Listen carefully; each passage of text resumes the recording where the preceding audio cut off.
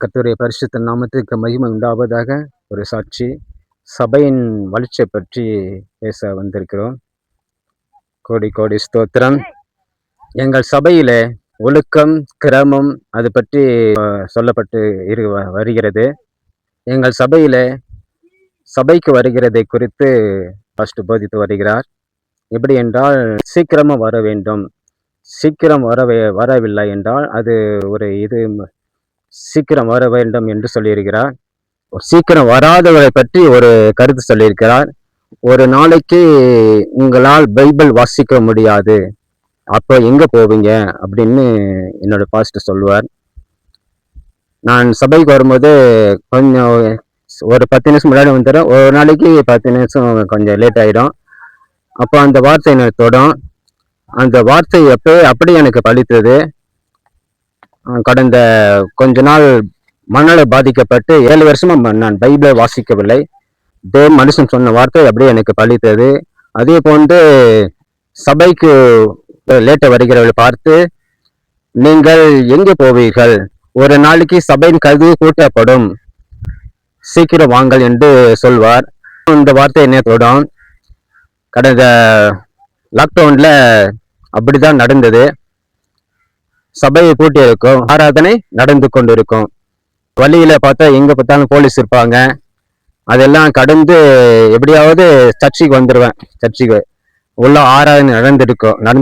அப்பதான் நினைப்பேன், ஆண்டு தேவ மனுஷன் சொல்லுகிற வார்த்தை அப்படியே பலிக்குது என்று நான் உணர்ந்தேன். இப்பொழுதுதான் நான் கொஞ்சம் பாதிக்கப்பட்டு சரியா போகவில்லை.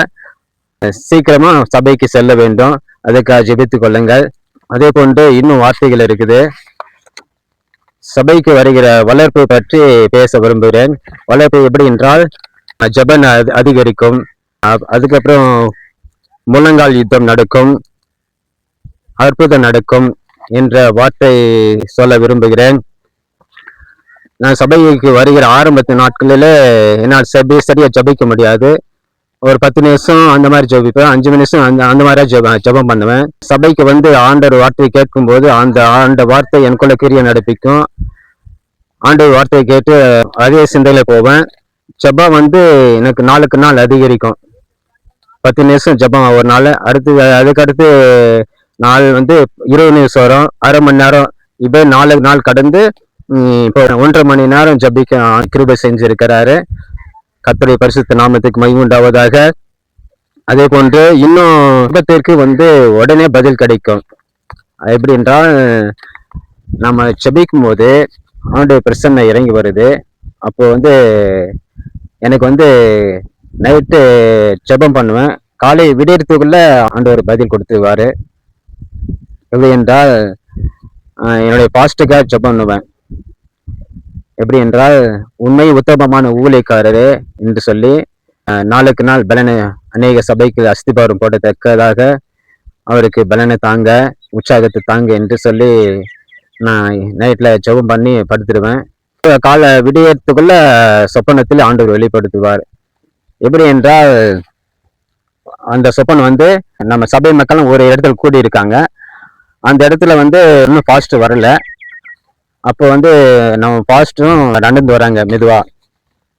எப்படி என்றால், பாஸ்ட் முன்னாடி நடந்து வராரு. அப்போ ஒருத்தர் வந்து என்னுடைய நண்பர் என்ன சொல்றாரு, தியேட்டருக்கும் மனுஷனுக்கும் என்ன வித்தியாசம் அப்படின்றாரு. அப்படி சொன்ன உடனே டக்குன்னு ஓடி போய் பக்கத்துல அப்படி சார்மல் உக்காந்தாரு. அது வந்து ஆண்டவர் கூட உற்சாகப்படுத்துகிறாரு, சுகத்தை தருகிறார். இப்பொழுதும் பாஸ்ட் வந்து மணிக்கணக்க நின்று பிரசங்கம் பண்ணுவார். ஆன்லைன் பிரேயர் வந்துச்சுன்னா எப்படின்றா, நைட்டு 10 மணிக்கு ஸ்டார்ட், காலை 4:30 மணிக்கு தான் முடியுது. அது வரைக்கும் நின்றுட்டு பிரசங்கம் பண்ணுவார் என்னோட பாஸ்டர் வந்து. எப்படி என்றால், நமக்கெல்லாம் பார்த்தோம்னா உட்காருவோம், கொஞ்ச நேரம் எழுந்து வெளியே போவோம், குறைய நிற்போம், இடுப்பு வலி எடுக்கும்.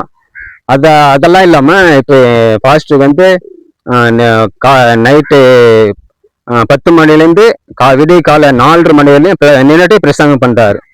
அது வந்து ஆண்டு கொடுக்கிற பலன், நல்ல பலன் கொடுத்து வருகிறார். என் சொப்பனத்தை வந்து அந்த மாதிரி வெளிப்பட்டது. ஆண்டவர் வந்து எனக்கு வெளிப்படுத்தினார்.